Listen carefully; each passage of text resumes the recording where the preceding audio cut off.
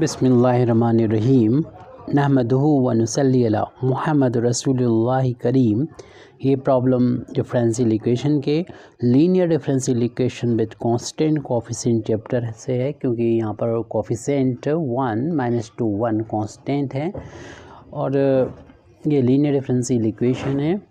इसको सॉल्व करते हैं तो दो पार्ट में करते हैं, एक तो कॉम्प्लीमेंट्री फंक्शन, दूसरा पर्टिकुलर इंटीग्रल। तो सबसे पहले हम कॉम्प्लीमेंट्री फंक्शन निकालेंगे, लेकिन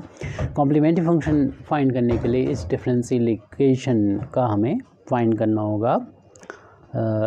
एक्सिलरी इक्वेशन। तो देखेंगे इट्स यानी इस डिफरेंशियल इक्वेशन की एक्सिलरी यानी हेल्पिंग इक्वेशन। एक्सिलरी का मतलब हेल्पिंग होता है। एक्सिलरी इक्वेशन इज़ जहाँ पर भी आपको y का जो कोफिशिएंट होता है d का फंक्शन, d की जगह पर m पुट करना होता है। m² - 2m + 1 = 0 के बराबर इसको रखना होता है। ये अब इस इक्वेशन को भी सॉल्व करेंगे और देख रहे हैं कि ये होल ऑफ स्क्वायर बन रहा है, क्योंकि इस 1 को 1 का स्क्वायर लिख सकते हैं और 1 यहाँ का 1 का इंटू मान सकते हैं। तो m का स्क्वायर है, 1 का स्क्वायर है, दोनों का इंटू का ट्वाइस है, तो m - 1 का होल ऑफ स्क्वायर कर सकते हैं। यानी m की वैल्यू इसे 0 के बराबर पुट करेंगे 1 आ जाएगी, लेकिन होल ऑफ स्क्वायर है तो रिपीट करना पड़ेगा, और जब रिपीटेड रूट होते हैं m की वैल्यू होती है तो कॉम्प्लीमेंट्री फंक्शन इस तरीके से हम लोग लिखते हैं कि यहाँ पर c1 आएगा, प्लस का c2 लिखने के बाद इंडिपेंडेंट वेरिएबल जो कि x है यहाँ से मल्टीप्लाई कर देंगे और e की पावर में लिखते हैं जो m की वैल्यू होती है वो, और इंडिपेंडेंट वेरिएबल x से मल्टीप्लाई कर देंगे। मीन्स यहाँ पर 1 × x जो होगा वो आ जाएगा c1 प्लस का c2x, और 1 × x को 1 सिंपली लिखते हैं। तो कॉम्प्लीमेंट्री फंक्शन तो ये हम लोगों ने फाइंड कर लिया। इसी तरीके से पर्टिकुलर इंटीग्रल की वैल्यू भी फाइंड कर लेंगे। तो 1/, में ये आपको मालूम ही है कि y का जो कोफिशिएंट जो d का फंक्शन होता है इसको यहाँ पर हम लोग लिखते हैं अपान में, और ये एक ऑपरेटर होता है और ये ऑपरेट होता है जो भी हमारा गिवन डिफरेंशियल इक्वेशन है उसका राइट हैंड साइड पर, जो कि है x × e⁻x × sin x। और इस प्रॉब्लम को हम इस तरीके से कंसीडर कर सकते हैं कि आप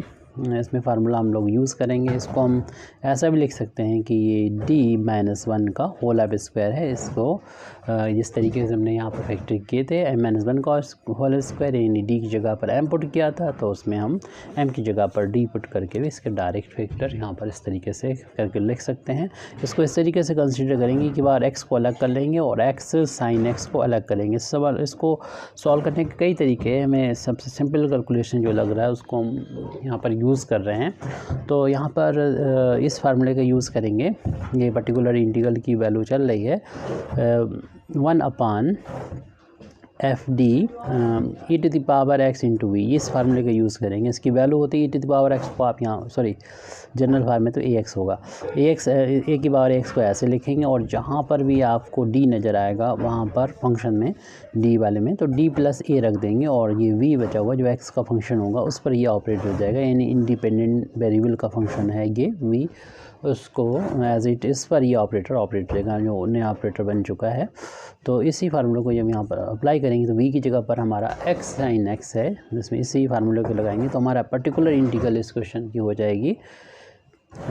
e⁻ax यहाँ पर लिखें, और a का मतलब यहाँ पर x का कोफिशिएंट नहीं लिखा तो 1 होगा। तो जहाँ पर भी हमें d नज़र आएगा वहाँ पर d + 1 रख देंगे, और यहाँ पर 1/, इस फार्मूले का यूज़ कर रहे हैं हम।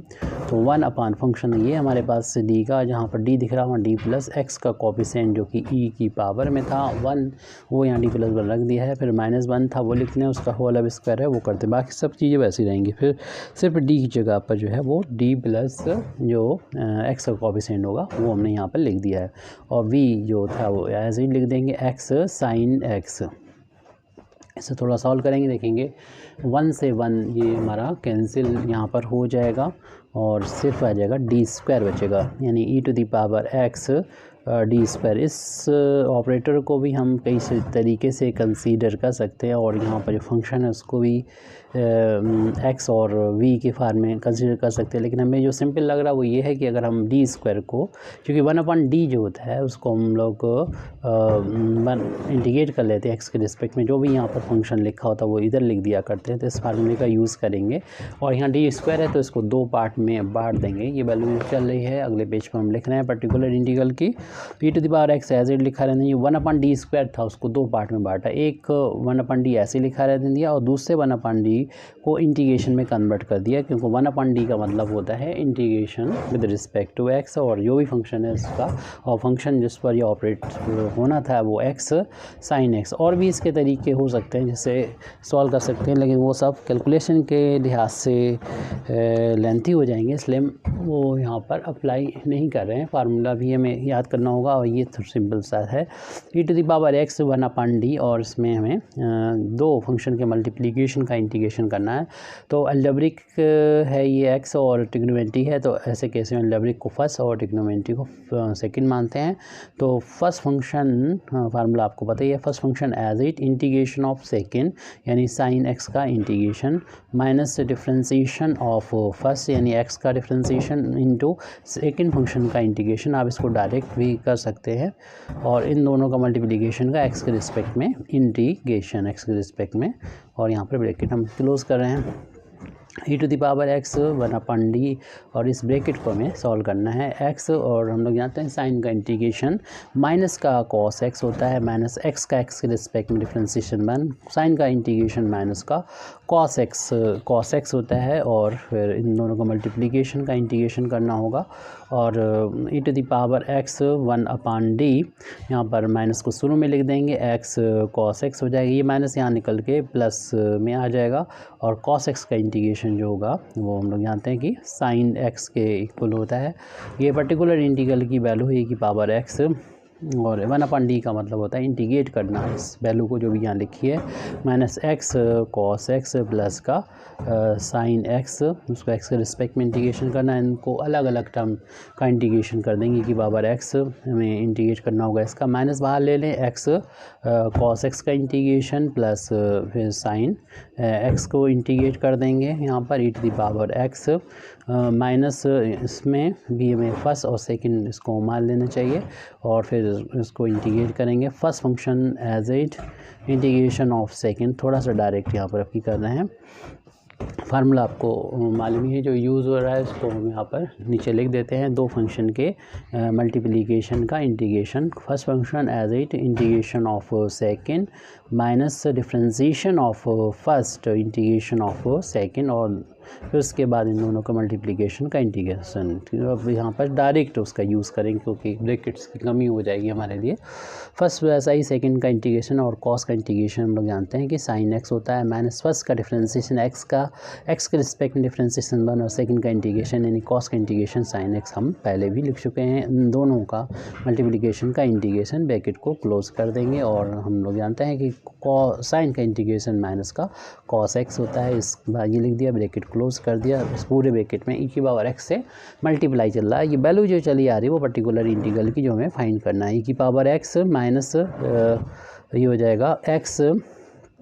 Sign x minus sine x का इंटीग्रेशन जो होगा माइनस का cos x हो जाएगा, माइनस का cos x e⁻x,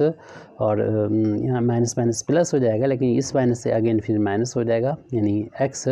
sign x और माइनस का cos x, और माइनस cos x ये पहले से चल रहा था, 2 टाइम्स cos x हो जाएगी e⁻x ये ब्रैकेट तो यहाँ पर क्लोज था, जो करली ब्रैकेट है यहाँ ओपन था, इधर क्लोज,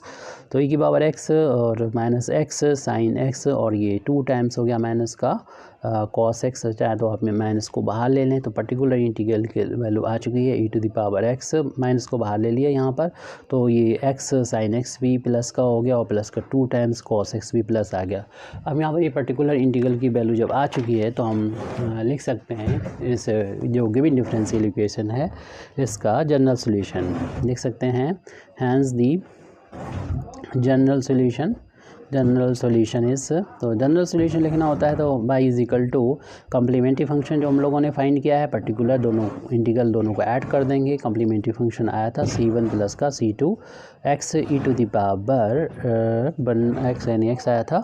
और इसके बाद यहाँ पर अभी पर्टिकुलर इंटीग्रल की वैल्यू आई है, माइनस क्योंकि हमने बाहर ले लिया था, e की पावर x था और x साइन x और प्लस का 2 टाइम्स cos x, इतना ये वैल्यू यहाँ पर लास्ट में आई थी।